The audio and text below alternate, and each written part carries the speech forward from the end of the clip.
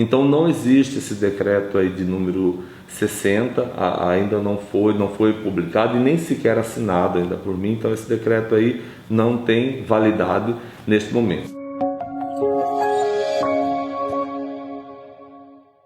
Olá, população diamantinense, venho até vocês para prestar alguns esclarecimentos em relação à pandemia, que hoje aflige de maneira muito grave a nossa população de Diamantino. Estamos hoje com 240 casos ativos, 17 hospitalizados, sendo que 4 se encontram internados em UTI, 11 estão aqui na enfermaria Covid, que fica no PA, um se encontra em Mutum, na enfermaria em Nova Mutum, e outro na enfermaria em Cuiabá. Esses que se encontram aqui na nossa enfermaria, todos estão necessitando de catéter de oxigênio e 2 estão em estado mais grave, em relação à necessidade de um suportezinho ventilatório. Então a situação está se agravando a ponto de nós estarmos sendo classificados no estado como município de risco muito alto. E, de acordo com o decreto governamental que instituiu os níveis de acometimento de cada município em relação ao risco, nós estamos então em risco muito alto e foram editadas todas as regras que deveremos seguir, que são regras impositivas, como nós nos deveremos portar mediante esse quadro em relação ao funcionamento do nosso município de modo geral. Sabendo que existe este parágrafo aqui que diz que as autoridades estaduais e municipais que não aplicarem as medidas restritivas instituídas por este decreto do governo do estado ficam sujeitos à aplicação das sanções penais cabíveis por infração às medidas sanitárias preventivas, conforme previsto no artigo 268 do Código Penal.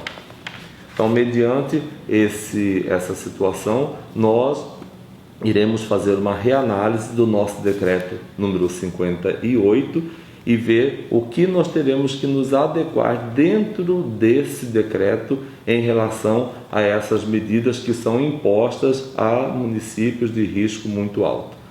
Então isso aí vamos fazer uma análise geral, e na segunda-feira teremos que estar analisando um novo decreto para ser instituído no nosso município. Eu quero aqui pedir desculpas sobre um decreto que estava em análise e que tornou-se público. Esse decreto não está em vigência. O decreto que hoje está em vigência é o decreto número 58, que nós já vínhamos funcionando sob as determinações dele, Então não existe esse decreto aí de número 60, ainda não foi publicado e nem sequer assinado ainda por mim, então esse decreto aí não tem validade neste momento. O decreto em validade é o decreto de número 58 e nós faremos um estudo neste decreto número 58, confrontando com as medidas que o governo nos impôs, para ver quais adequações teremos que tomar em relação ao nosso funcionamento, respeitando o que se diz de serviços essenciais, respeitando o decreto federal, decreto 10.282, de 20 de março de 2021, do governo federal, que nos diz quais são são consideradas, de 2020, quais são as consideradas serviços essenciais, que é um decreto do nosso presidente da República, nós vamos respeitar este decreto federal em relação à classificação de quais são as medidas essenciais.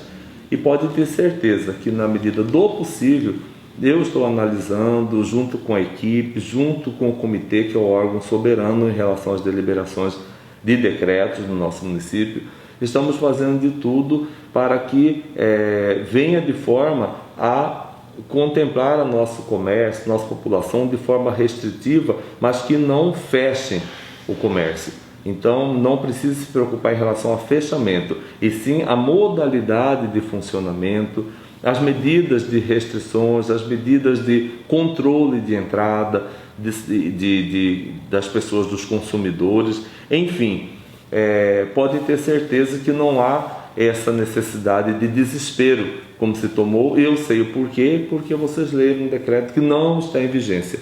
Foi uma sugestão que foi feita, mas que não foi acatada, no caso por nós, no caso como governo, né? E nós iremos fazer sim, algumas mudanças terão que acontecer, porque nós temos que nos adequar ao governo do estado, por estarmos nessa situação de risco muito alto.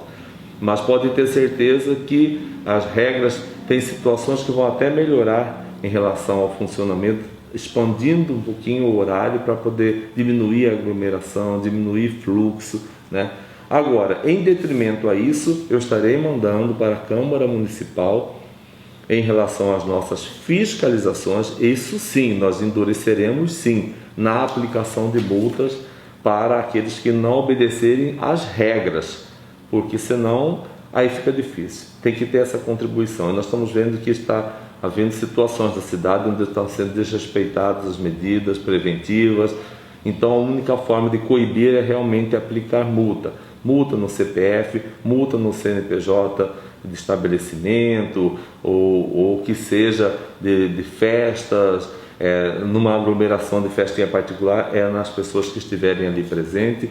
Enfim, esse projeto de lei eu enviarei para a Câmara segunda-feira, para que seja analisado pelos nossos vereadores. E nesse sentido que eu peço a todos, o nosso comércio local, que nos ajudem nesse sentido da gente cumprir as medidas restritivas, os cuidados com o fluxo de pessoas, a higienização, o uso de álcool em gel, o uso obrigatório de máscaras, né? Então eu vou, em poucas palavras aqui, resumir que eu espero ter o apoio dos nossos nobres edis, dos vereadores, em relação a esse projeto de lei, porque é uma maneira de coibir um pouco as coisas que estão acontecendo e que estão piorando a situação da Covid em nosso município. Então aqui, não utilização de máscara por pessoa física, multa no valor de R$150. Estabelecimento que deixar de exigir o uso de máscara para todas as pessoas presentes no local, ainda que funcionários, multa de R$550 por funcionário ou cliente, aplicado ao proprietário do estabelecimento ou responsável legal. Então, gente, isso aqui é questão de exigência, de ter um controle ali dentro do seu estabelecimento, vai estar nos ajudando muito, porque a pessoa conversando, falando sem máscara, se ela estiver contaminada, ela está difundindo. Uma pessoa difunde para 5 pessoas com maior rapidez. Também, pessoa física que descumprir comunicado de isolamento domiciliar determinado por profissional de saúde, uma multa de R$550. Ou seja, mandou ficar em casa porque está com suspeito ou está contaminado, tem que ficar em casa. Se você ficar andando, você está difundindo esse vírus para outras pessoas. Então é um ato muito danoso à população.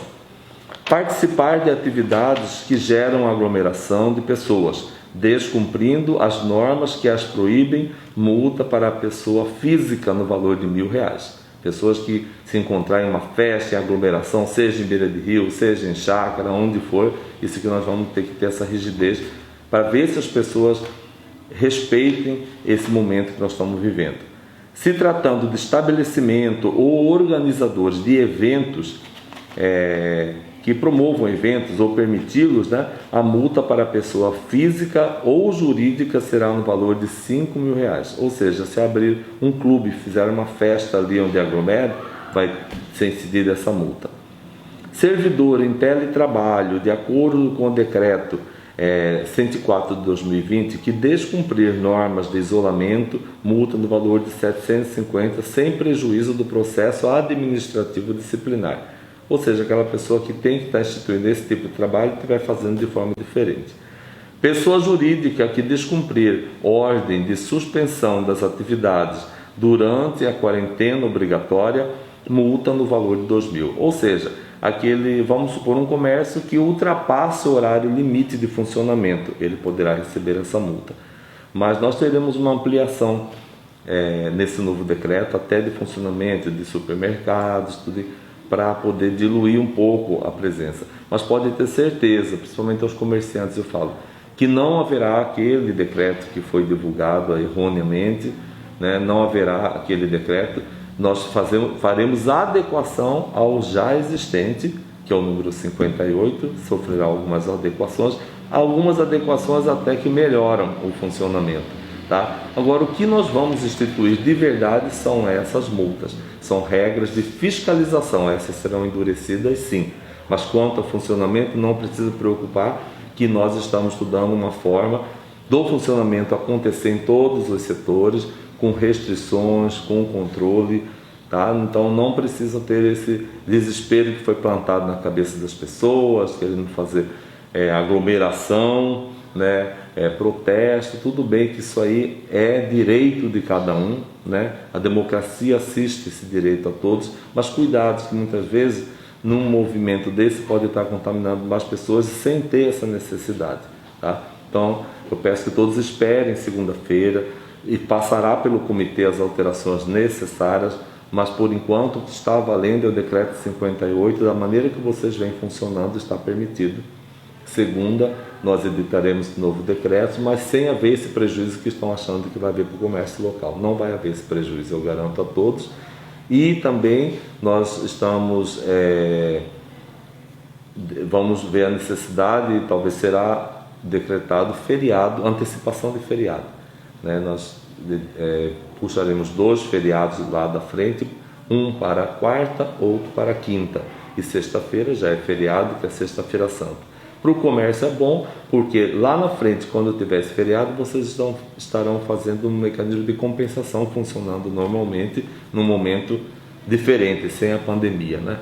Então seriam essas as palavras, e nos aguarde que estarei aqui fazendo um novo pronunciamento a todos vocês na segunda-feira. E vamos cuidar de cada um, cuidar da família, cuidar da circulação, dos cuidados pessoais, porque nós não estamos preparados para enfrentar a fase grave dessa doença. Eu estou correndo e utilizando todas as forças necessárias para nós nos adequarmos em relação a implantar leitos de UTI, pelo menos 5 leitos de UTI ali no Hospital São João Batista. Nós estamos fazendo estudo de instituir de 30 a 50 tratamentos de home care, para que aquela pessoa não tenha que voltar só para tomar um medicamento no PA, ela vai receber a medicação em casa por técnicos de enfermagem, com equipe multidisciplinar, onde envolve médico, fisioterapeuta. E ali onde está o PA, nós queremos implantar 18 leitos de enfermaria, né? Assim como 2 leitos de semi-intensiva, onde estabilizamos, onde pode ser a pessoa até entubada ali, aguardando uma vaga de UTI, estará assistida. Temos 2 leitos já preparados para isso.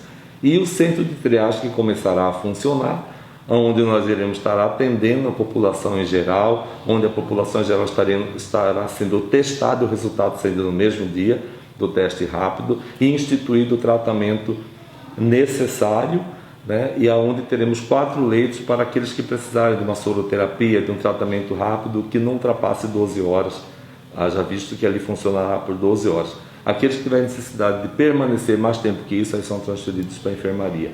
Enfim, estamos tomando todas as atitudes necessárias para dar este amparo de tratamento à nossa população, que está sofrendo muito, né, com a perda de entes queridos. Nós queremos amenizar, só que a situação está considerada como negra no nosso estado, no nosso município, infelizmente, né?